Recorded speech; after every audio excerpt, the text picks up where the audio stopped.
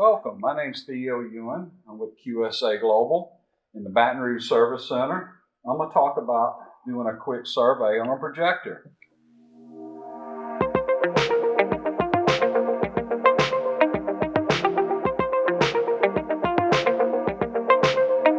With a loaded projector, we need to ensure that it's less than 200 mR per hour on the surface.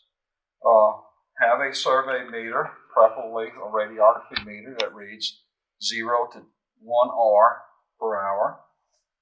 Place it on the proper setting, in this case it's going to be on the ×10, and survey all around the projector. I'm looking for anything that exceeds the 200 mR per hour on the surface. Each projector is going to be a little bit unique due to the porosity in the depleted uranium shield.